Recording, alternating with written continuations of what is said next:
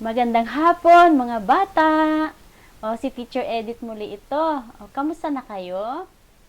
Na-miss ko kayo. Ang tagal nating hindi nagkita.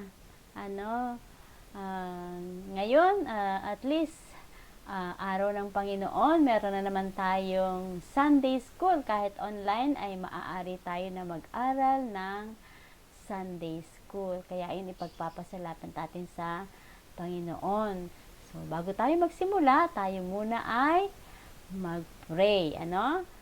Tayo ay tumungo at pumiki tayo at kausapin natin ang ating Panginoon. Let's pray. Salamat po, Panginoon naming Diyos, sa hapong ito. Salamat na kahit online, maaari na naman kami na mag-aral ng iyong salita. Salamat, Panginoon, na patuloy niyo kaming pinagbibigyan ng mga pagkakataon sa mga ganitong panahon na kami ay makaaral na iyong salita. Salamat, Panginoon, sa buhay. Salamat sa kalakasan. Salamat din, Panginoon, sa inyong kabutihan sa amin, sa lahat na ipinoprovide niyo po, Panginoon, sa amin, sa araw-araw namin mga pangangailangan. Panginoon, humihingi po kami ng kapatawaran na sa kabila po ng inyong kabutihan ay maraming beses kami ay hindi nagbibigay lugod sa inyo. Patawarin niyo kami, Panginoon. Ngayon pong hapon ay kami po ay humihingi ng inyong tulong, ng inyong awa, na kami po ay inyong gabayan sa pag-aaral ng inyong salita. Salamat po, Panginoon, sa lahat, sa pangalan ng Panginoong Yesus. Amen. Ayan, ngayon tayo ay merong aawitin.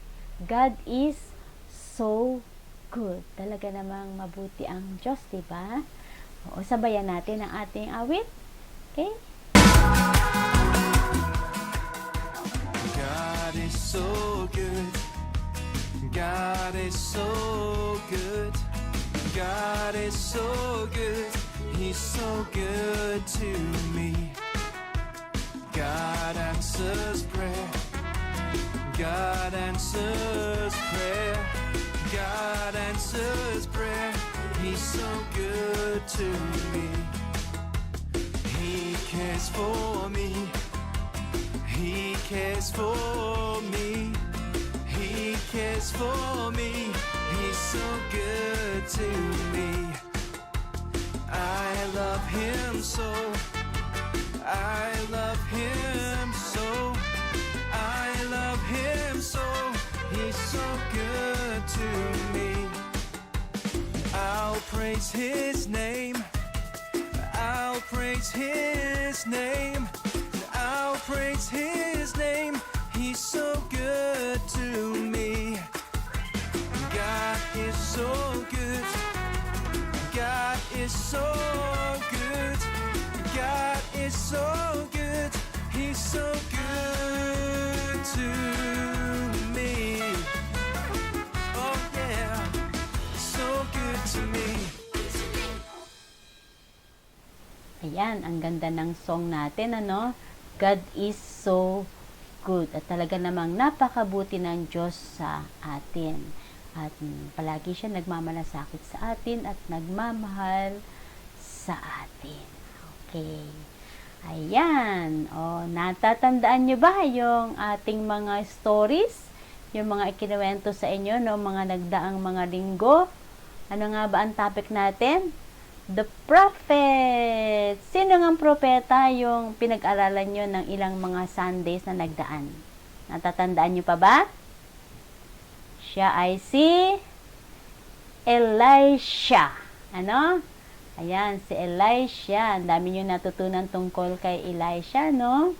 Oo. Ngayon naman, ay meron tayong bagong prophet na mapapakinggan. Favorite ko itong prophet na ito eh.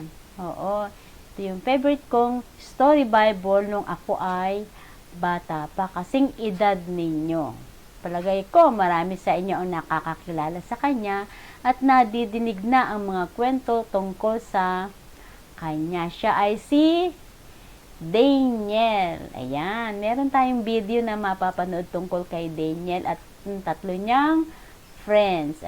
Sina Daniel at ang kanyang mga friends ay mga Israelita. At si Daniel at saka yung friends niya, sila ay mga sumusunod sa tunay na Diyos. Kaya nga lang, nung panahon na yun, maraming mga Israelita ang mga sumusuway sa Diyos. Kaya hinayaan, pinabayaan ng Diyos na pasukin sila ng kaaway. At nung pinasok na sila, maraming mga dinalang bihag papuntang Babylonia. Oo. At kasama doon si Daniel at saka yung kanyang tatlong kaibigan. At ang hari dito sa Babylonia at ang mga tao doon ay sumasamba sa Diyosan. Papaano yun? Ito sina Daniel ay ang Diyos nila ay totoong Diyos. Napunta sila doon sa Babylonia na ang mga sinasamba ay mga Diyos-Diyosan. No? Gusto nyo bang mapanood ang video tungkol sa kay Daniel at saka sa kanyang tatlong friends? Ayan, sige, panoorin natin.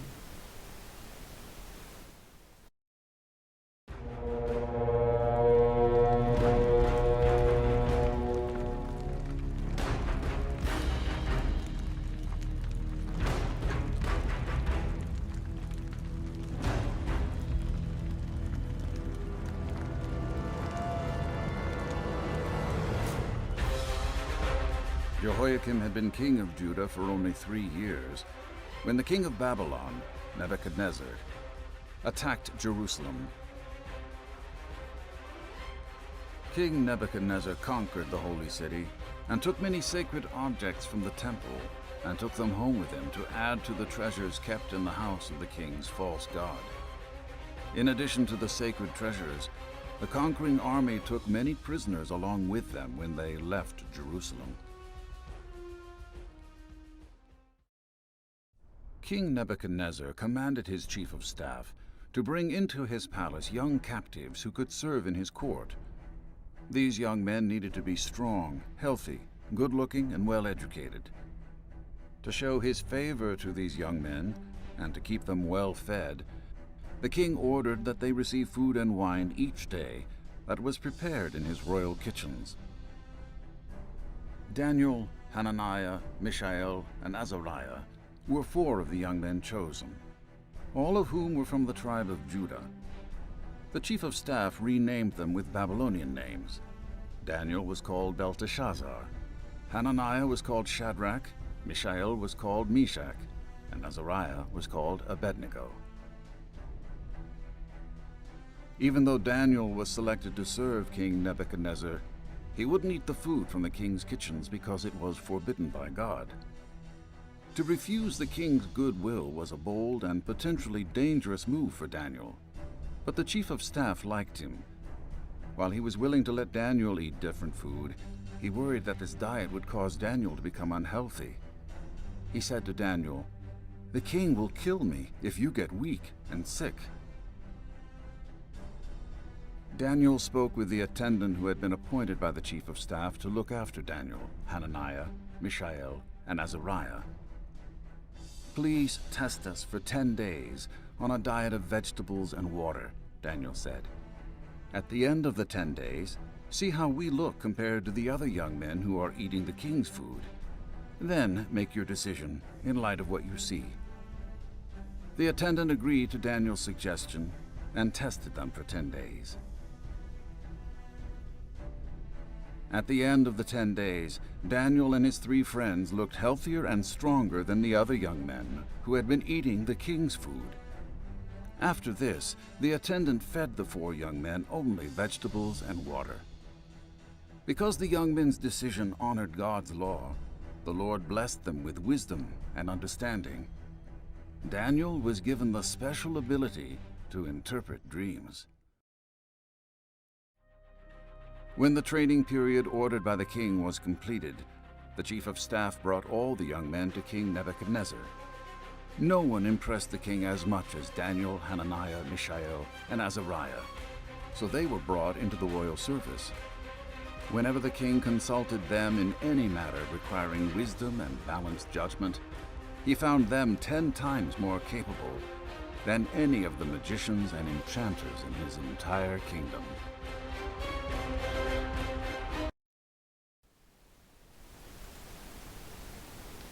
Yan. Ano nangyari? Pagdating ni na Daniel sa Babylon, napili sila na tumira doon sa palasyo kasi sila magaganda ang katawan, malalakas. At doon ay ititrain sila para makatulong ng hari sa pamamahala sa mga tao. Alam nyo, pinag-aral sila, pinagdamit sila na magaganda, at hinahainan sila ng masasarap na pagkain at meron pang wine.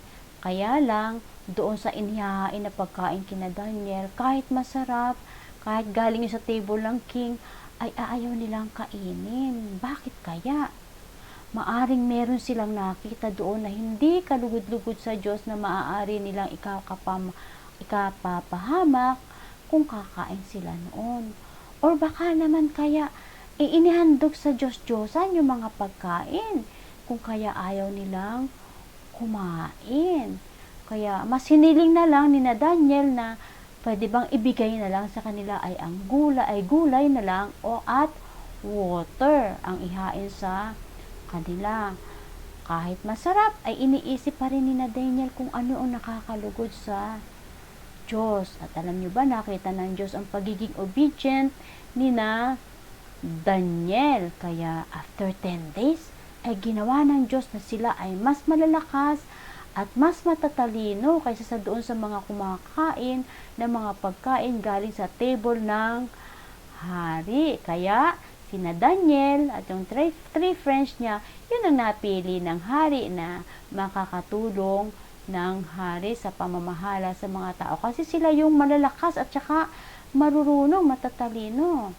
Yan, ibig sabihin, kahit nabihag sina Daniel, doon sa Babylon, sinamahan pa rin sila ng Diyos doon at pinagpala sila ng Diyos kahit bihag sila. Kasi nakita ng Diyos na nagmamahal sila sa Diyos at sumusunod sila sa Diyos. Ayan. Kaya tayo, lagi natin iisipin ang lahat nating ginagawa. Kung ito ba ay nakakalugod sa Diyos. Na doon ba sa gagawin mo ay ma-honor mo ang Diyos or maluluwalhati mo ang Diyos or malulungkot ba ang Diyos? Ha? Paano ba ninyo mabibigyan lugod ang Diyos sa bahay, sa school, or kahit saan? Paano nyo mabibigyan lugod ang Diyos? Una, humingi ka muna ng awa sa Diyos na ikaw ay patawarin sa iyong mga kasalanan para ang lahat na gagawin mo na mabuti ay makikita ng Diyos at ma-honor mo siya. At dapat tayo ay lagi nagbabasa ng Bible at nakikinig ng salita ng Diyos para doon makikita natin ang mga utos ng Diyos. At dapat susundin naman natin ang mga utos ng Diyos. Yan, ganun din. Susunod din tayo at irerespeto natin ang ating mga parents, mga magulang natin. Oo, at maging mababait na mga bata tayo. At sa pamamagitan ng mga yon, ma-honor natin ang Diyos. Ayan. Gusto nyo bang ma-honor ang Diyos? Katulad ng ginawa ni na Daniel, naging obedient sila sa Diyos at minahal nila ang Diyos. Kaya nagbigay honor sila sa Diyos. Nagbigay luwalhati sila sa Diyos. Ayan. Oo. Ngayon, meron tayong memory verse. Ang memory verse natin, ang haba. Joke. Maiksi lang ang memory verse natin. Part lang kasi yun ng 1 Samuel chapter 2 verse 30. Ang sabi doon, those who honor me, I will honor. Ayan. Ang haba, di ba? Those who honor me, I will honor. Iksi-iksi Dali-dali yung ma-memorize. Sabi sa 1 Samuel chapter 2 verse 30, those who honor me, I will honor. Ibig sabihin, kung ino-honor mo ang Diyos, ikaw din ay ma-honor. Katulad na nangyari kay Daniel. Kay Daniel sa three friends niya, no? 'Di ba? Inuna nila, inonor nila ang Diyos, nag-obey sila sa Diyos, nagbigay luwalhati sila sa Diyos, kaya naman, hindi sila pinabayaan ng Diyos, talaga namang tinulungan sila ng Diyos, naging malakas sila, naging matalino, kung kaya, napili sila ng hari na makasama sa pamamahala doon sa mga tao, di ba? Ayan, kaya kung tayo uunahin natin ang Diyos, i-honor natin siya, hindi tayo pababayaan ng Diyos. Ano? Ayan, salamat sa ating memory verse na ito at napakaganda at salamat sa Diyos na patuloy tayong tinuturuan niya. Ano? Ngayon naman tayo ay manalangin. Okay? Let's pray. Panginoon naming Diyos, maraming salamat po sa lesson, sa kwento na nadinig namin tungkol po sa buhay ni Daniel at saka sa tatlo niyang friends, Panginoon. Lord, tulungan niyo rin po, Panginoon, kami na mag-honor sa inyo. Humihingi po kami, Panginoon, ng kapatawaran sa aming mga kasalanan. Maawa po kayo sa amin. Tulungan niyo po, Panginoon, kami na patuloy na gumawa na mabuti at magbibigay lugod sa inyo. Tulungan niyo kami, Panginoon, na kayo ang siyang mabuhay palagi sa amin at patuloy kaming susunod sa inyo. At tulungan niyo kami na maging mababait na mga bata.